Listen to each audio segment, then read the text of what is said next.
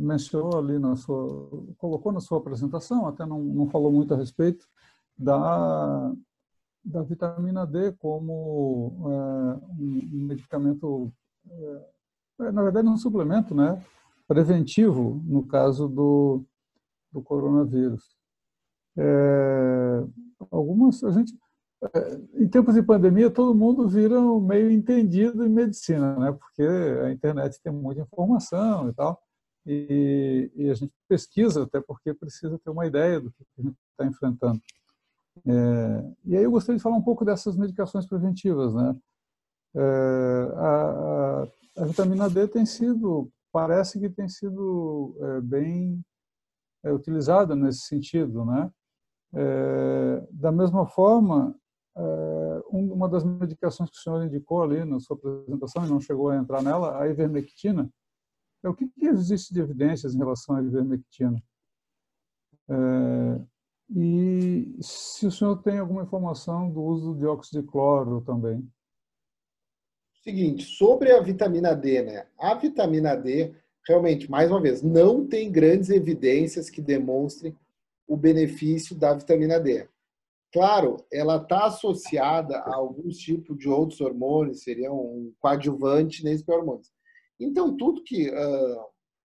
muito mais importante que a gente fazer reposição para um eventual benefício é ter assim, eventualmente, se tem obesidade, tenta controlar a obesidade. Se tem alguma doença crônica, é muito mais importante. A gente não tem grandes evidências que corroboram. Vitamina D, se a gente fizer na população em geral hoje um estudo, provavelmente mais de, eu diria, claro, eu estou extrapolando, 70% da população tem déficit de vitamina D. Então, não é a questão da vitamina D que vai mostrar alguma alteração do benefício como preventivo ao coronavírus. Né? Não tem. Sobre a ivermectina, sim, mostrou algum benefício in vitro para interromper a propagação do vírus. Só que, qual é a nossa grande crítica? O resultado que se viu in vitro é o quê? É numa mesa de laboratório, a dose é muito maior que está sendo preconizada. É quase uma dose tóxica. Atualmente está se dando uma dose in vivo, que é, por exemplo, eu indicaria para o senhor, eu indicaria para o Peruso. Qual é a dose que se indica? Que é uma dose realmente segura, não tem problema. É um comprimido a cada 30 quilos de peso. Só que essa dose não mostrou benefício, nem mostrou aquele estudo in vitro. Na prática clínica não se mostrou esse benefício. Por isso que se eu uso tem gente dizendo, mas que nem eu brinquei ali com o soro caseiro. Se eu der reposição de vitamina D e se eu der ivermectina, 90% das pessoas vão ter formas oligossintomáticas ou assintomáticas de corona. Não foi por causa da medicação. E quando eu mostro para o público leigo, às vezes que não tem noção, não tem tanto conhecimento de ciência, de questão estatística, olha, os médicos não estão me dando acesso a essa informação. E tem benefício, quando na prática, infelizmente, não tem benefício. E às vezes até colocam teorias conspiratórias, porque hidroxicloroquina é uma medicação barata, a reposição de vitamina D é uma reposição barata, a ivermectina é barata, mas na prática não existe isso. Eu seria o primeiro interessado a prescrever, seja ivermectina, ou vitamina D, ou hidroxicloroquina. Mas, infelizmente, não mostrou benefício. Sobre essa questão do cloro, se eu não me engano, eu não tenho conhecimento, realmente. Realmente eu não sei. Uhum. Ok. O Felipe Leiria está inscrito aqui para fazer uma pergunta. Vamos lá, Felipe. Primeiramente, queria saudar o doutor Eduardo pela exposição. Ela nos traz informações muito importantes e que para o nosso meio, às vezes, não está tão presente, né? Na sua fala, doutor Eduardo, ficou muito claro a visão sistêmica, né, da saúde, no sentido de que tudo agora que não estamos atendendo por conta da sobrecarga originada pelo coronavírus vai se acumular e, portanto, teremos uma terceira fase. E é dessa perspectiva que eu queria encaminhar minha pergunta. O senhor acha, pela experiência que você tem profissional no CREMERS, né, também à frente do CREMERS, o que pode esta experiência indicar de alteração sobre a forma de fazer saúde, né? Por exemplo, a telemedicina, ou melhor, o atendimento remoto, né? Como o senhor colocou, o atendimento remoto, ele pode, a partir dessa experiência, indicar uma nova forma de utilização, por exemplo, para as populações mais interiorizadas do nosso país, né? A própria cadeia produtiva que está por trás da medicina, né? Os insumos necessários para que se possa fazer medicina no país, terá que ser repensada no sentido de nós produzirmos elementos aqui dentro. É possível, a partir dessas experiências que vocês estão vivendo, começar a pensar algumas questões que parece que teremos que repensar daqui para frente? Mais uma vez agradeço pela exposição. Excelente pergunta, Leiria, excelente realmente, por vários motivos. Né? Primeiro, nós vamos ter que repensar a medicina. Por incrível que pareça, por que a maioria dos novos médicos não quer ir para o interior do estado, mesmo às vezes recebendo altos salários? Por quê? Eles não conseguem discutir com um colega do grande centro. Às vezes eles preferem ficar na região metropolitana, ou Porto Alegre, uma capital, mesmo o custo de vida sendo mais caro e ele ganhando menos do que para o interior. Não é só pela questão, porque no interior não tem cinema, porque no interior não tem atividades sociais. Muitos relatam é bem por isso, porque ele não consegue discutir os casos com o colega, ele não se sente seguro a atender um paciente quando não tem. Então, o que eu acho que a telemedicina vai ser uma grande ferramenta? Principalmente para a gente conseguir discutir os casos. É a primeira coisa. O colega lá que está em Barra do Chuí, Barra do Quaraí, Chapeta, ele tem que conseguir discutir com um colega lá, por exemplo, atender um caso de nefrologia nessas cidades. Se eventualmente fugir o alcance do conhecimento dele, ele conseguir discutir o caso, ao invés de a gente fazer ambulancioterapia, ou nem ambulancioterapia que a gente faz, hoje a gente faz a micro-ônibus terapia. Então, eu acho que a telemedicina vai entrar muito bem para essa questão também. Não só para eu te atender, por exemplo, Felipe, ou atender o Josué, ou atender o Amaury, mas principalmente para fazer essa teleconsultoria que eu chamo. Então, a questão vem por aí. Outra questão que eu acho que nós médicos daí tem que cobrar do setor produtivo, atualmente chega um paciente no hospital, todos os insumos, praticamente todos os insumos são importados. A gente não tem nada nacional. Desde o simples abocate, que é aquela coisa para pegar uma veia, quanto a seringa, quanto a agulha. Então, aquela questão que eu falei, é quase geopolítica, econômica, estratégica. A gente tem que ter uma certa produção nacional. Não estou dizendo aí, não vou entrar mais na seara de vocês que na minha, fazer agora uma restrição vamos taxar os produtos importados, não estou dizendo nada disso. A gente tem que ter uma produção maior de insumos, né? A gente tem que produzir só tecnologia. A gente só fica preocupando com superávit primário, produção rural. Não, mas a gente tem que desenvolver tecnologia, até das mais simples. Todos os insumos. Imagina a China fechada. Os Estados Unidos praticamente comprou tudo que podia no mundo e o resto não podia exportar os produtos. A gente ficava à mercê, tinha que voltar a fazer uma medicina da década de 70. Então, isso certamente é uma coisa que vai ter que ser discutida com todos os setores da sociedade. A gente tem que desenvolver um pouco mais, produzir tecnologia e produzir alguns tipos de nossos insumos. Né? Não pode ficar tão refém. Então, certamente, eu acho que vai ser repensado. Saúde pública, telemedicina, vai entrar na saúde pública cada vez mais. Certamente, nós vamos ter que pensar também de uma forma. A gente está falando muito mal da saúde do interior, a gente critica muitos hospitais públicos de pequeno porte, hospitais de pequeno porte da cidade do interior, só que agora estão fazendo falta, esses leitos estão fazendo falta no interior. Então, certamente, essas questões, hospitais de pequeno porte, eles não podem ser um micro hospital de clínicas no interior, com custo elevadíssimo, mas eles têm alguma função para atender alguns casos lá. E não essa coisa, eu até brinco, esses dias eu estava passando ali um pouco antes da pandemia, chegando no Clínicas, que é o hospital que eu trabalho, tinha um micro-ônibus lá de Santa Vitória do Palmar. Desculpa eu pegar a cidade, não sei se os senhores são de lá, mas Santa Vitória do Palmar, ele passou por Rio Grande, que teoricamente é uma cidade de polo, tem faculdade de medicina, passou por Pelotas, que tem 2 faculdades de medicina e hospitais, e veio chegar em Porto Alegre.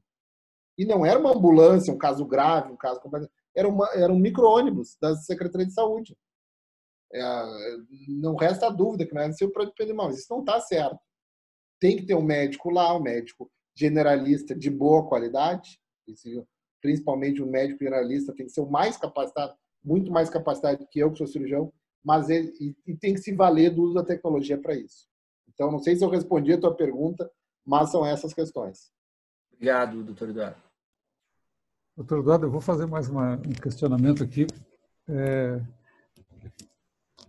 Eu sou de Florianópolis, né? Eu até tenho acompanhado algumas coisas. Já me agauchei, né? Já me querenciei, como diz o gaúcho. Até outro dia eu estava acompanhando uma matéria. Tem os pesquisadores da Federal de Santa Catarina que acompanham a infecção dos esgotos da cidade de Florianópolis. Detectaram presença do coronavírus no esgoto da cidade desde novembro do ano passado. Veja só que interessante, né? Quer dizer, o vírus já circulava entre a população brasileira bem antes de fevereiro, março desse ano, né? Quando começou a estourar os problemas.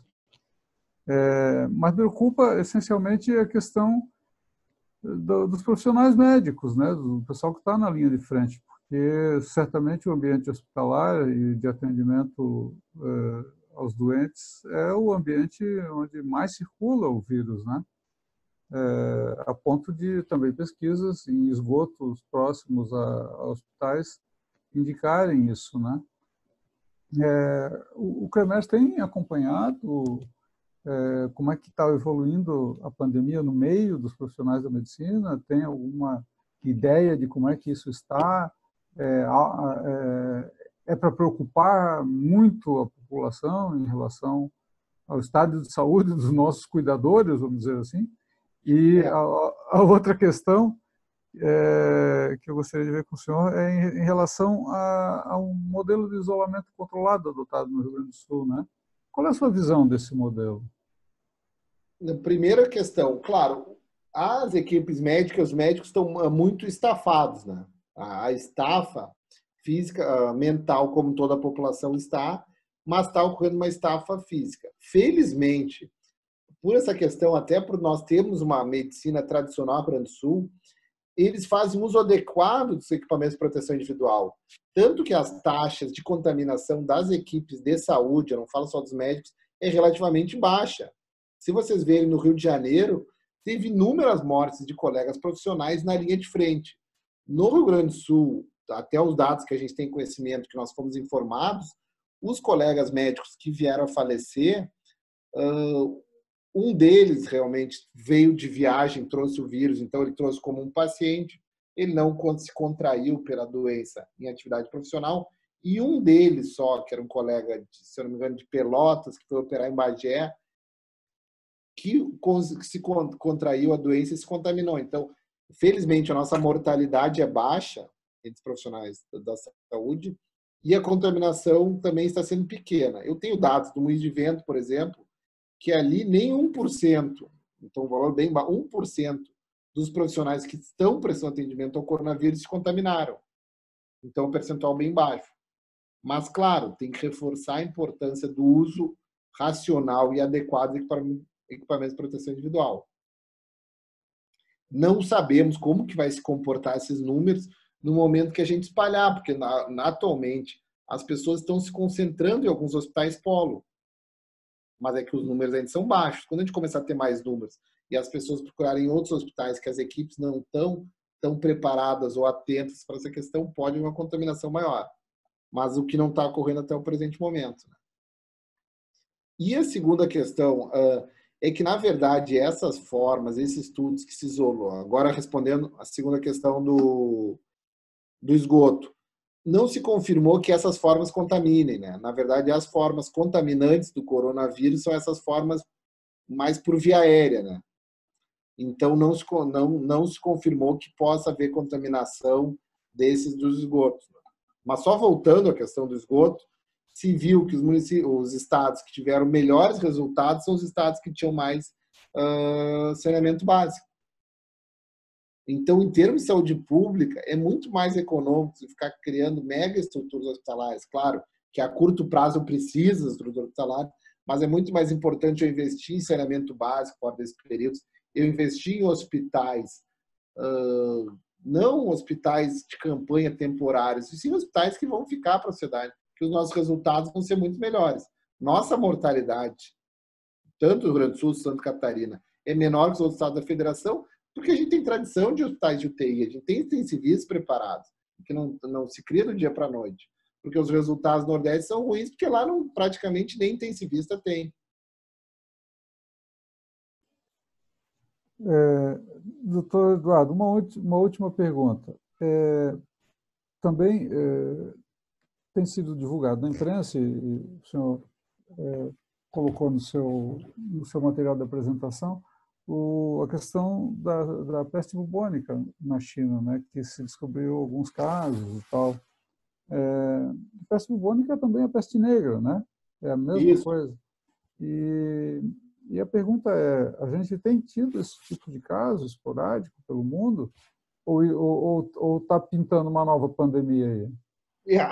Essa que é a grande preocupação. Pode se tornar uma grande pandemia, até para não se enganar. A última grande pandemia que nós tivemos na praia, nenhum de nós viveu, foi a grande pandemia de 1918, que era a febre espanhola, que só ficou como febre espanhola, porque o único país que relatava os seus casos de febre era a Espanha, porque o resto do mundo, você sabe, 1918 estava em guerra. Então era o H1N1, só para você ter uma ideia, 1918. Era uma outra variante do H1N1, porque depois a gente teve em 2011, só que era o vírus H1N1. Então isso eventualmente pode acontecer. E já pensou se a gente tiver uma nova pandemia para o H1N1? Vai travar o sistema, realmente vai colapsar. Nunca ninguém viveu isso, né? Não sabemos como vai se comportar. Mas realmente tem-se o risco de uma nova pandemia para outra coisa. E só lembrando, o vírus influenza, a mortalidade dele é muito maior do que o coronavírus. É que, felizmente, a infectividade dele, ele contamina muito menos gente. Mas o percentual de mortalidade dele, do H1N1, é maior do que o do corona. Acho que não vai ter, mas é aquela questão, um achismo. É baseado em dados empíricos. Bueno, o Felipe tem uma última pergunta, então.